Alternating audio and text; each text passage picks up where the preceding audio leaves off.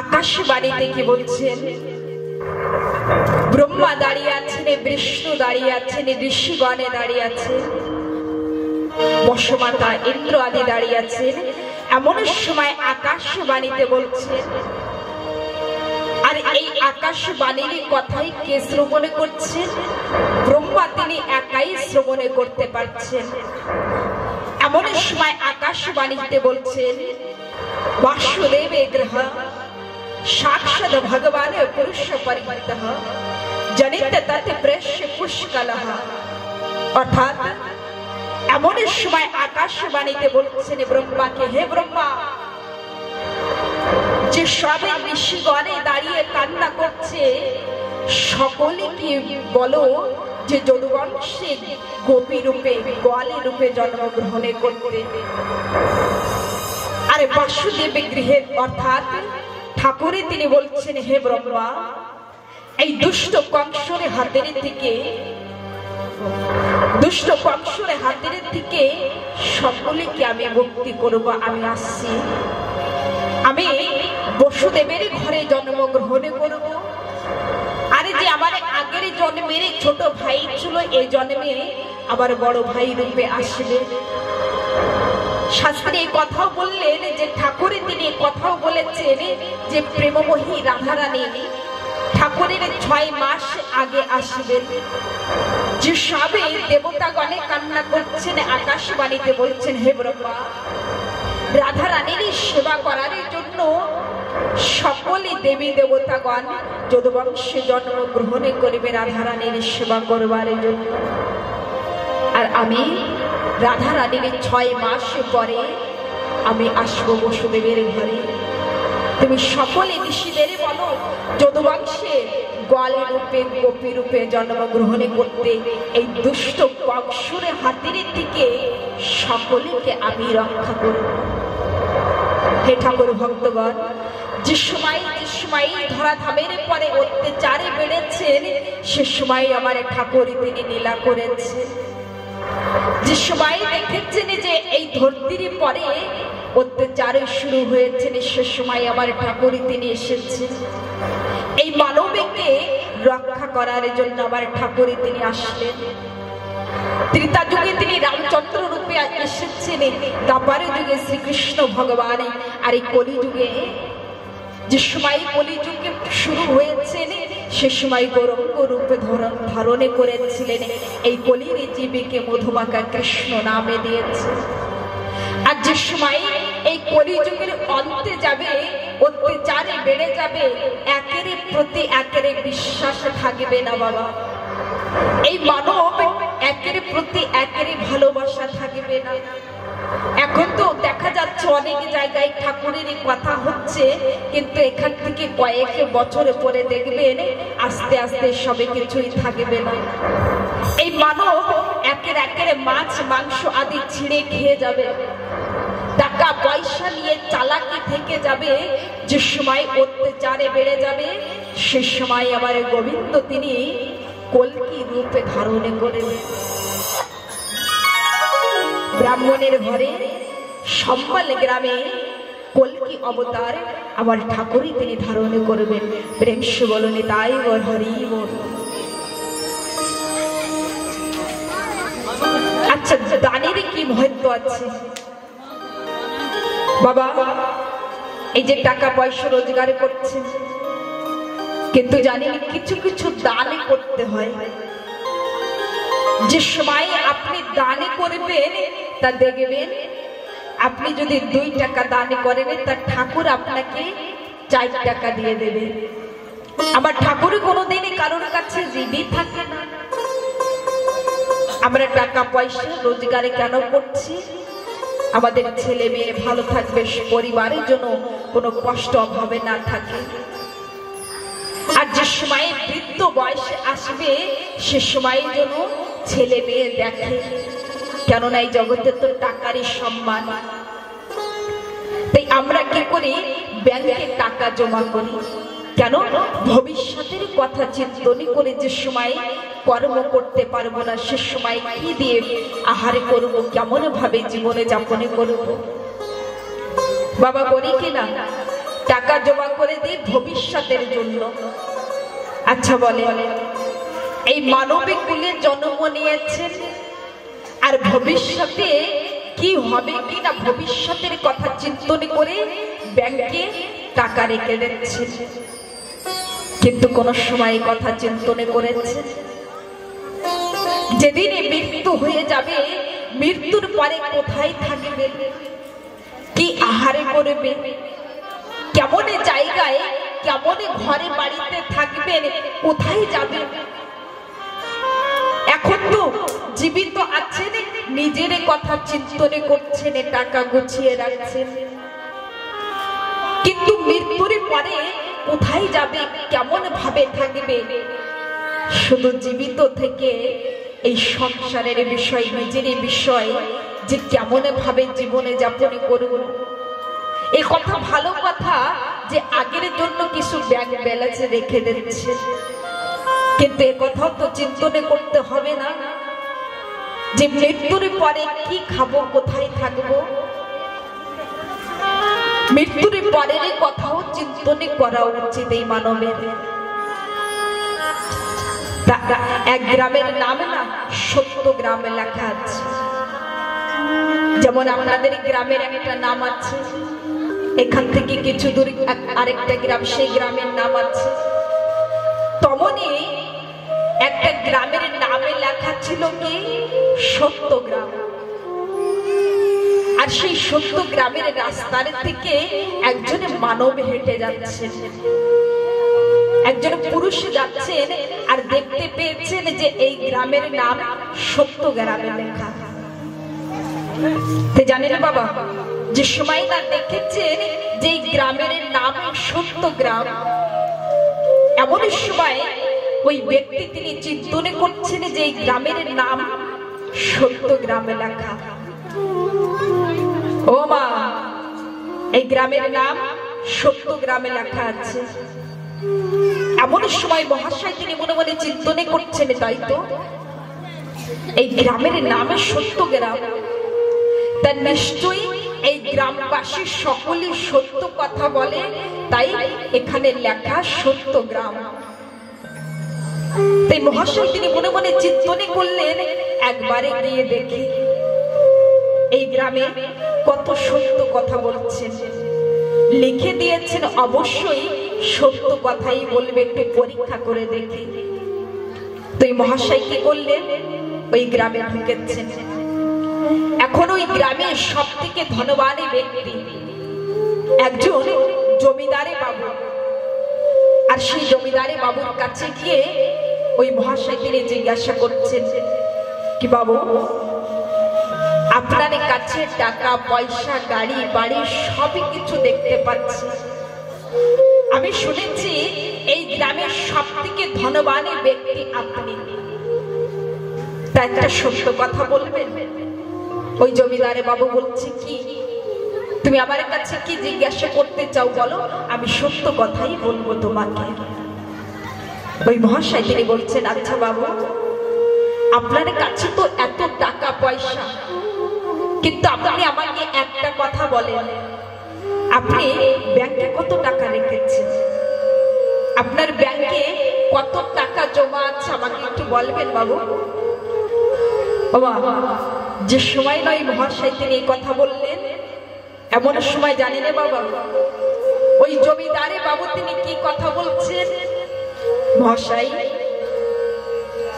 আমার ব্যাংকে আমি সত্য কথাই বলছি, আমার যে খাতা আছে, যে ব্যাংক আছে, সেই ব্যাংকে আমি 4000 টাকা রেখেছি, আমার ব্যাংকে বেশি টাকা নেই, 4000 টাকা আছে।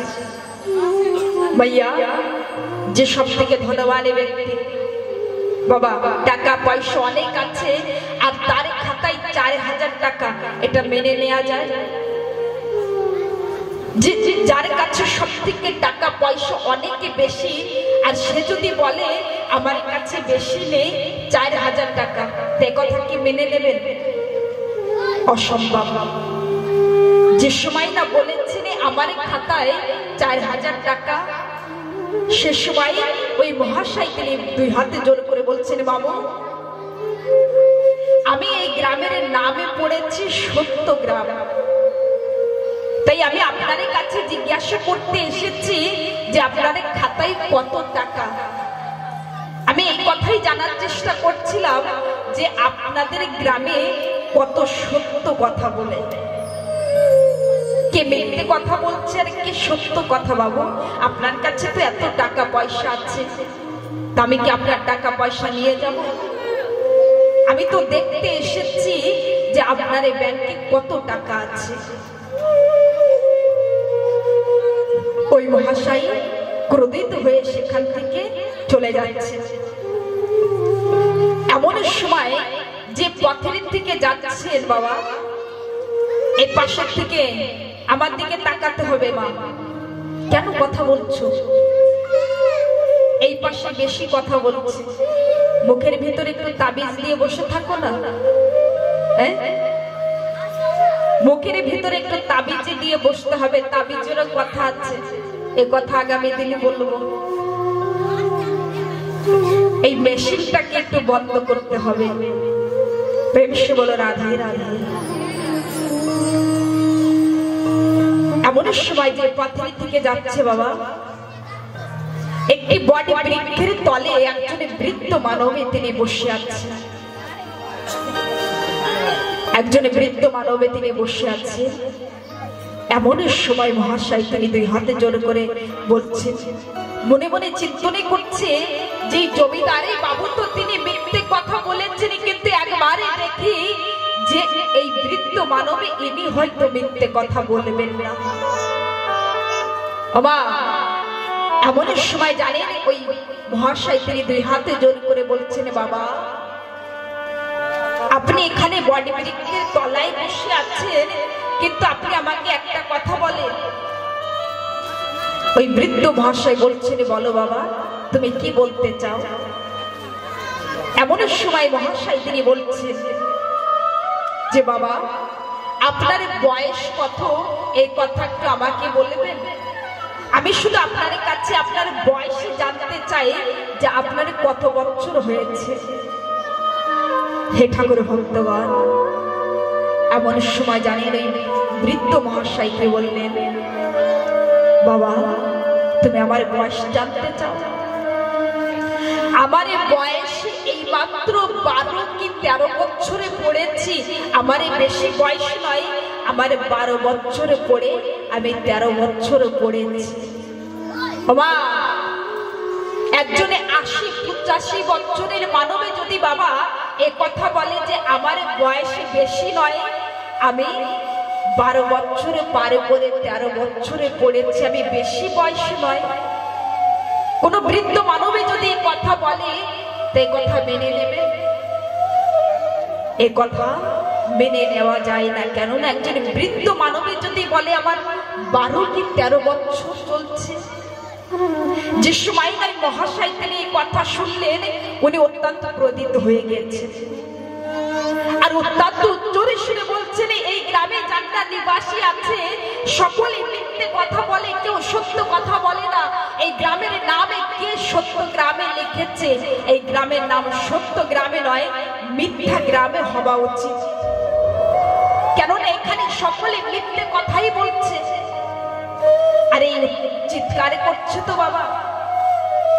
এমন সময় ওই গ্রামবাসী ছুটে এসেছেন, জমিদার বাবু তিনি এসেছেন, আর সকলে ওই মহাশয়ের কাছে জিজ্ঞাসা করছে, ও ভাই তুমি এমন ভাবে চিৎকারে কেন করছো? তুমি এমন ভাবে চিৎকারে কেন করছো? তোমার কি হয়েছে আমাদের কাছে বলো। এমন সময় মহাশয় তিনি বলছেন, ভাই আমি আপনাদের এই গ্রামের সন্মুখের দিকে যাচ্ছি, তাই দেখেছি আপনাদের গ্রামের নাম সত্য গ্রাম। তাই আমি মনে মনে চিন্তনে করলাম একবারে গিয়ে একটু জিজ্ঞাসা করে দেখি যে আপনাদের গ্রামে কতটা সত্য নিয়ে চলছে। তা আপনি জানেন আপনাদের এই জমিদারে বাবু যিনি দাঁড়িয়ে আছেন, আমি সর্বপ্রথমে এনারে বাড়িতে গিয়েছি।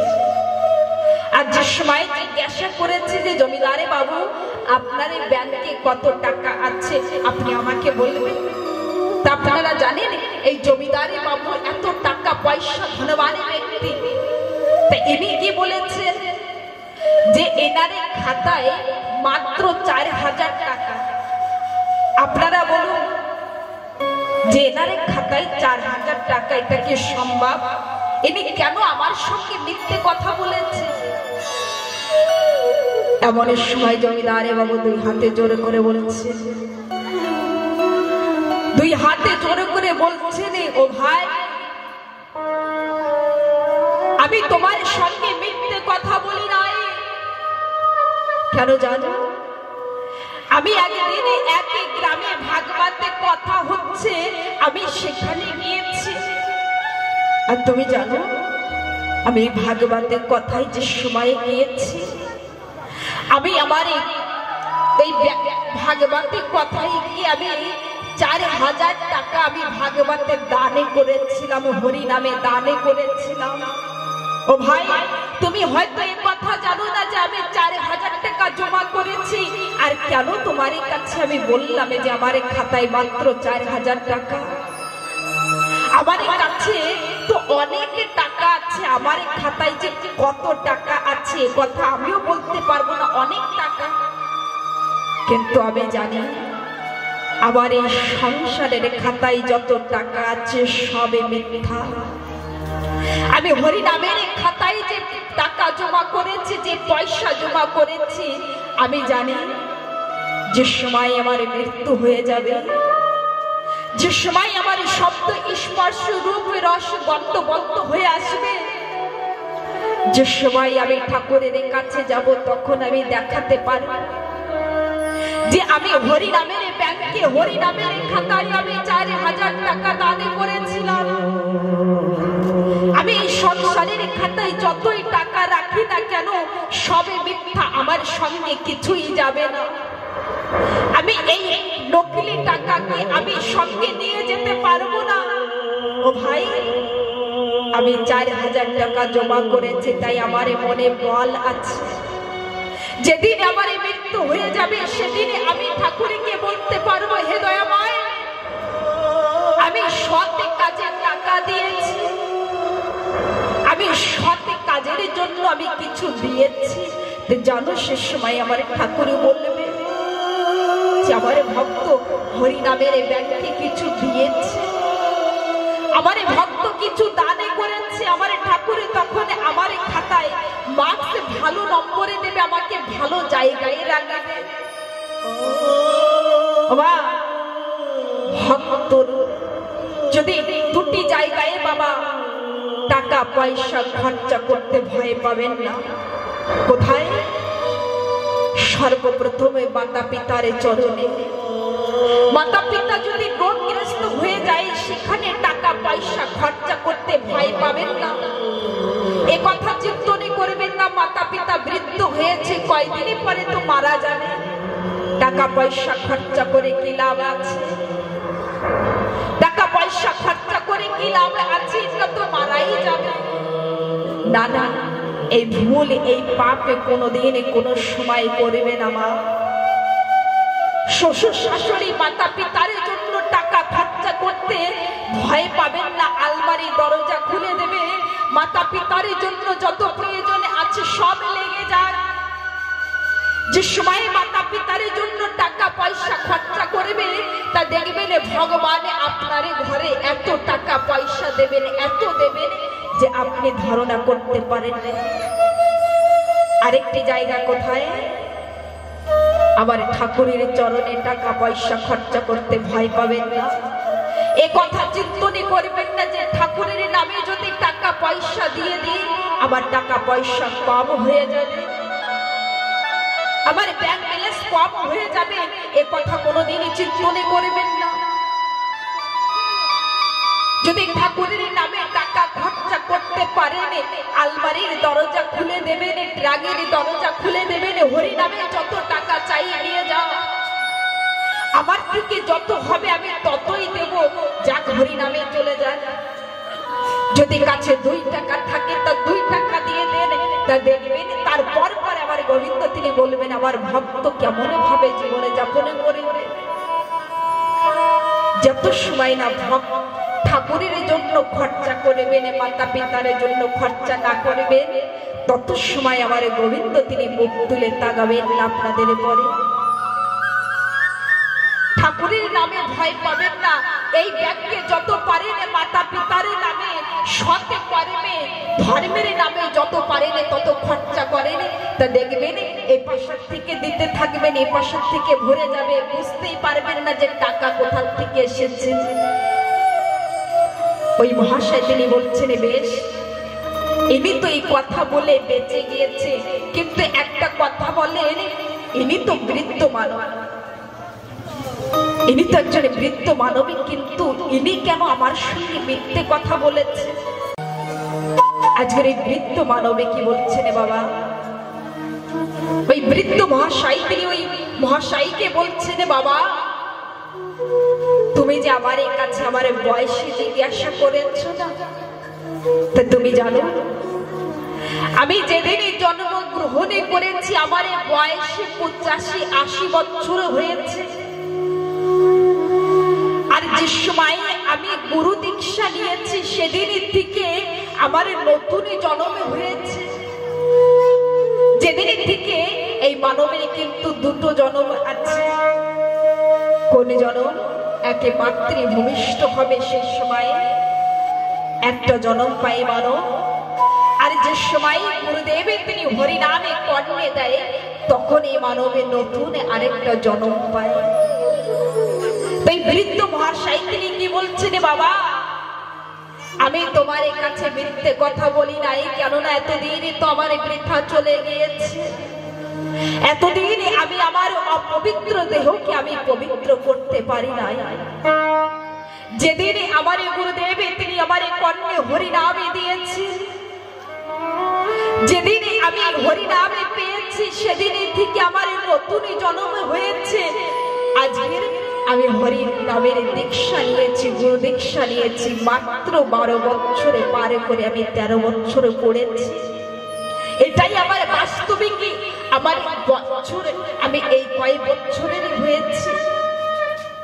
অনেকে আছে না গুরু দীক্ষা নেননি, আমি যিনি গুরু দীক্ষা নেননি সকলকে বলবো যে অতি শীঘ্রে এই মানবে জন্মকে দুর্লভ যদি করতে হয় গুরু আশ্রিত হতেই হবে। একটি ভালো গুরু দেখে সেখান থেকে দীক্ষা নেন। আর এমন নয় যে একটা গুরু দেখেছি, গোসাই দেখেছি, গলায় মালা আছে, ললাটে তিলক আছে, আর সেখানে দেখেই পাশের দিদি বলেছে, পাশের দাদা বলেছে যে তুই এখান থেকে নামে নিয়ে নে, আর সেখান থেকে গিয়ে নামে নিয়ে নিলাম, এমন নয়। গুরু সঠিক হবার দরকার। গুরু যদি গুরুর মতন না হয়, সেখান থেকে যদি নামে নেন তাহলে জীবনে পরিবর্তন আসবে না। গুরুকে আগে দেখতে হবে গুরু কেমন, গুরু গুরুর আচরণে কেমন, গুরুর স্বভাবে কেমন, সেখান থেকে দীক্ষা গ্রহণ করুন। একজনে ভক্তকে দেখে যে আমার মনে যদি বলে তিনি আমার গুরু, তা সেখান থেকেই নাম নেওয়া উচিত। যার নামে নেননি তারা অতি শীঘ্রে এই অপবিত্র দেহকে একবারে পবিত্র করে। গুরু দীক্ষা গুরু আশ্রিত হতেই হবে। যত সময় না হরিনামে কর্ণে পড়বে তত সময় কিছুই করতে পারবেন না, হাতের জল শুদ্ধ হবে না। বাড়িতে যদি কোনো সাধুগুরু বৈষ্ণবে আসে তারা জলে পাবে না, কিছুই পাবে না। বাবাদেরও বলবো যদি গুরু দীক্ষা না নিয়ে থাকেন অতি শীঘ্রে গুরু দীক্ষা নিয়ে নেন। নিতাই হরি বল। আজকে এদিকে আকাশবাণীতে সবে কথা ব্রহ্মার কাছে বললেন, ব্রহ্মা তিনি ঋষিগণদের কাছে বললেন, দেবতাদের বলেছেন তোমরা সকলে যদুবংশে জন্মগ্রহণ করো। আজকের ব্রহ্মার কথা শ্রবণে করে সকলে যদুবংশে জন্মগ্রহণ করছে। আর এদিকে কংসের কাকাকে ছিলেন, কংসের কাকা দেবাকে ছিলেন। আর দেবকের মেয়ের নামে কি ছিল? দৈবকী। মাইয়া দৈবকী তিনি বিবাহের যোগ্য হয়েছেন। এমন সময় দেবাকে তিনি কংসকে বলছেন, হে কংস, তোমার বোনে দৈবকী বিবাহের যোগ্য হয়েছে, তোমার বোনকে বিবাহ দিতে হবে। একটি সুপাত্র দেখে তুমি তোমার বোনকে বিবাহ দাও। জানেন বাবা, কংস তিনি দৈবকীকে অত্যন্ত ভালোবাসতেন। যে সময় ছেলে মেয়ে বড় হয়, মাতা পিতার কি কর্তব্য থাকে, যারা আত্মীয় স্বজনে আছে, যারা বড় আছে, তাদের কাছে বলা আমাদের মেয়ে বড় হয়েছে, ছেলে বড় হয়েছে, একটি সুপাত্র যদি থাকে আমাকে বলবে। কিন্তু এখনকার কলিযুগের মাতা পিতা তো থাক, মাতা পিতারা দেখার সময় নেই, ছেলে মেয়ে পছন্দ করে নিচ্ছেন। প্রেম সে বলো রাধে রাধে, তাই না? একজনকে দেখেছে মাতা পিতা কি মানে সুপাত্র খোঁজ করবে, নিজেই করে নিয়েছে নিজেরটা। কিন্তু একটা কথা মনে রাখবেন, যে নিজে পছন্দ করে বিবাহ করে তা দেখবেন 100-এর ভিতরে একজন হয়তো 1% হয়তো ভালো আছে, বাকি সব দুঃখিত আছে। আর যদি মাতা পিতারে পছন্দ মতন বিবাহ করে তা দেখবেন সুখী থাকবেন, ভালো থাকবেন। যদি জীবনে কষ্ট আছে তা মাতা পিতা সে মেয়ের সঙ্গে দাঁড়িয়ে থাকবে যে বাবা আমি তোর সঙ্গে আছি, তুই ভয় পাস না। তাই আজকে দেবাকে তিনি কংসকে বলছেন, কংস তুমি দেখো তোমার বোনের জন্য একটি ভালো পাত্র পাও কিনা, একটি ভালো পাত্র দেখে বোন তোমার দৈবকী বোনকে বিবাহ দিতে হবে। হে ঠাকুর ভক্তগণ, এমন সময় কংস তিনি মনে মনে চিন্তনে করছেন যে আমার বোনে দৈবকী, আর দৈবকীর যোগ্য একটি বর আছে। কে? দৈবকী বিবাহের যোগ্য, বিবাহের জন্য একটি ভালো পাত্র আছে। কে? বসুদেব।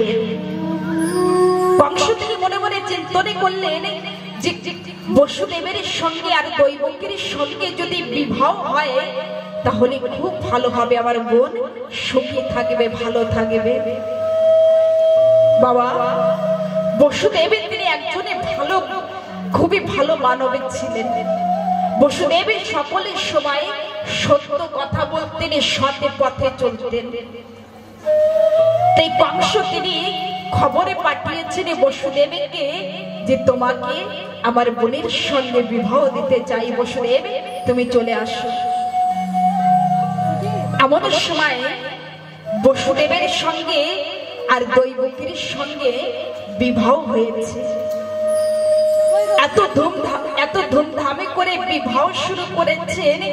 অনেকে যত মথুরাবাসী ছিলেন সকলকে নিমন্ত্রণ করলেন, সকলেই দৈবকীর বিবাহতে এসেছেন। আর রাজা দেবাকে তিনি মাইয়া हरे कृष्णा प्रेम से बोलो राधे राधे। हिंदी में बोलो,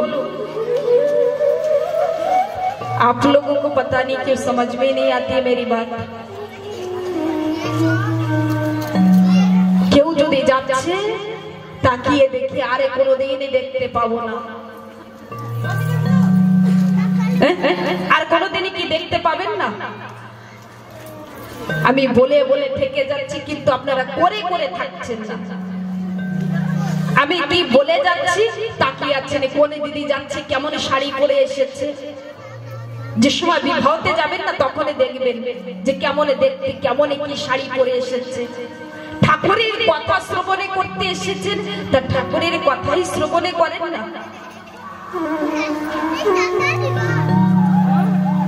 কঠোর কথা বলছি না, কঠোর কথা বলছি না মা, আপনাদের কথাই, আপনাদের হৃদয়ের কথাই বলছি। আজকের কংস তিনি বসুদেবের সঙ্গে আর দৈবকীর সঙ্গে বিবাহ দিয়েছে। আর দেবাকে তিনি 1200 দাসী দিয়েছেন, 1800 রথে দিয়েছেন মেয়ের বিবাহতে। কেন? কেননা টাকা পয়সা অনেক আছে, আর সব থেকে আদরের মেয়ে ছিল কে? দৈবকী। অনেকে যৌতুকে দিয়েছেন, কিন্তু একটি বাস্তবিক কথা বলবো বাবা, মেয়ে বিবাহের সময় ছেলের বাড়ি, যারা ছেলের বাড়ি থেকে ছেলের পাশে থেকে থাকে, তাদের এই কথা বলা উচিত নয়। অনেকে আছে না যে মেয়ে তো নেবে, সঙ্গে 2 লক্ষ 3 লক্ষ 4 লক্ষ টাকা দিতে হবে, সোনার হারে দিতে হবে। কত লজ্জার কথা যে আমাদের সনাতন ধর্মে হয়ে আজকের মেয়ের কাছের থেকে, মেয়ের বাবার কাছের থেকে টাকা পয়সা চেয়ে নিচ্ছে। কত লজ্জার কথা যে একটি মেয়েকে তো নিচ্ছেন, সঙ্গে টাকা পয়সা সোনা গয়না চেয়ে নিচ্ছে। একটি মাতা পিতা একটি সন্তানকে কত কষ্ট করে মানুষ করে, কত কষ্ট হয় একটি মেয়েকে বড় করতে, কত আদর করে রাখে। আর যে সময় মেয়ে বড় হয়ে যায়, পরের হাতে তুলে ধরে, তখনই যে কত কষ্ট, কত যন্ত্রণা। নিজের বুকের ভালোবাসা যে মেয়েকে কত আদরে করে ভালোবেসেছে, আজকের সেই মেয়েকে পরের হাতে তুলে ধরতে হচ্ছে। ওই মাতা পিতার কাছে জিজ্ঞাসা করে দেখবেন যে কত কষ্ট, কত যন্ত্রণা। ছোটবেলায় ঠিক ওই মেয়েকে আদরে করেছেন, এক জায়গায় বসে প্রসাদে পেয়েছেন, মেয়েকে কত ভালোবেসেছে। আজকের সেই বুকের ধনীকে পরের হাতে দিচ্ছে, আর সেই ছেলের বাড়ি থেকে মেয়েকে তো নিয়ে আসবে, কিন্তু সঙ্গে টাকা পয়সা যৌতুকে চাই, যৌতুকে চাই। এই যৌতুকে টাকা পয়সা নিয়ে কি হবে? একটা মেয়ে পেয়েছেন, পুত্রবধূ পেয়েছেন, সেটাকে আদর করে রাখেন না কেন? কেন মেয়ের কাছে থেকে, মেয়ের বাড়ি থেকে চেয়ে নিতে হবে? যদি পারেন, তার মেয়ে যদি গরিব থাকে, তাকে দিয়ে নিয়ে আসেন, মেয়ের বাড়ি থেকে নিতে হয় না। হ্যাঁ, যদি টাকা পয়সা থাকে মেয়ের বাবার কাছে, তা আপনাকে খুশি ভাবে, যেমন যৌতুকে দিচ্ছে, যা কিছু দিচ্ছে, খুশি ভাবে নেন না। চেয়ে নেওয়ার কি দরকার আছে? কোনো প্রয়োজন আছে? চেয়ে নিতে নেই। চেয়ে নিলে পাপ হবে, পাপের ভাগীদারি কেন হবে? খুশিতে যা দেবে তাই গ্রহণ করতে হয়। আজকের রাজা দেবাকের কাছে অনেক ধন সম্পত্তি ছিল, তাই রাজা দেবাকে তিনি নিজের মেয়ের বিবাহতে দিয়েছেন। আর বসুদেব তিনি কথা বলেননি, আমাকে আরো দাও, আমাকে টাকা চাই, আমাকে স্বর্ণ দাও। বসুদেবকে যা দিয়েছিলেন, বসুদেব তিনি খুশি হয়ে তাই গ্রহণ করেছিলেন। আজকের কংস তিনি বলছেন যে আমার বোন দৈবকীকে আমি ছাড়তে যাব। কোথায়? আমার বোনের শ্বশুরের বাড়িতে আমি যাব। বাবা, আগের পরম্পরা কি ছিল যে মেয়ের ভাই মেয়েকে শ্বশুর বাড়ি ছাড়তে যাবে, আর এখন যারা দিদিমা আছে, ঠাকুরমা আছে, বৌদি আছে, দিদি আছে, তান্ডা যান। কিন্তু আগের পরম্পরা ছিল যে ভাই মেয়েকে ছাড়তে যাবে। তাই কংস তিনি একটি পুষ্প রথে সাজিয়েছেন সুন্দর ভাবে। আজকের বিদায় আদি হয়েছে, এমন সময় কংস তিনি দৈবকীকে বলছেন, দৈবকী রথের পরে চেপে যাও। বসুদেবকেও বললেন, আর বসুদেব দৈবকী ওই পুষ্প রথের পরে চেপেছেন। এমন সময় দুষ্ট কংস তিনি যে সময় ওই রথের দড়ি ধরে যে সময় রথে ছাড়বেন, এমন সময় আকাশবাণী হচ্ছে কি? আকাশবাণীতে বলছেন কংসকে উচ্চরেশ্বরে, বাসুদেবে গ্রহ पति प्रकरण कंक्षमा भाष्य शरीर वकहा अश्वत्थवष्ट मोगर बहंतः। অর্থাৎ আকাশবাণীতে বলছে, হে দুষ্ট কংস, আজকে তুই আদরে করে নিজের বোনকে যে আজকে শ্বশুরের বাড়িতে ছাড়তে যাচ্ছিস, হে দুষ্ট কংস, তোর বোনের 8 পা গর্ভের সন্তানে তোর কাল হবে। হে দুষ্ট কংস, তোর কালে তোর জন্য আসছে, তুই এখন থেকে ভালো হয়ে যা। হে দুষ্ট কংস। এই কথা বলে আকাশবাণী চুপ হয়ে গিয়েছে। এমন সময় মা দুষ্ট কংস তিনি মনে মনে চিন্তনে করছেন যে আজকে আমার বোনে দৈবকের 8 পা গর্ভের সন্তানে আমার কাল হবে, আমাকে বধ করবে। আর কংসের মনে কেমন ছিল বাবা? কংস তিনি মনে মনে চিন্তনে করছে, যদি গাছে না থাকে তাহলে গাছে ফল কোথায় থেকে আসবে। এমন সময় দুষ্ট কংস তিনি তরবারিকে টেনে বের করে দৈবকের কেশকে ধরেছেন। এমন সময় কংস মনে মনে চিন্তনে করছেন, যদি দৈবকীকে না রাখি তাহলে ফল আসবে না, আর আমাকে মৃত্যু দিতে পারবে না। এমন সময় দুষ্ট কংস যে সময় না তরবারি দিয়ে প্রহার করতে যাবে, এমন সময় বসুদেব তিনি 2 হাতে জোর করে বলছেন, হে কংস, আজকে তুমি রাজা হয়েছ, আরে রাজা হয়ে যদি তুমি নারী হত্যা করো তাহলে তোমাকে মথুরাবাসী সকলেই কটু কথা বলবে। এখনই তোমার বোনে বিবাহ করেছে, গায়ের থেকে হলুদের গন্ধ ছুটি নাই। বিবাহের পরে কেমন জীবন হয় দৈবকে এখনো দেখি নাই। হে কংস, তুমি তোমার বোনকে ছেড়ে দাও। দৈবকের থেকে, দৈবকের সন্তানের থেকে তোমার ভয়, তা আমি বসুদেব তোমাকে কথা দিচ্ছি।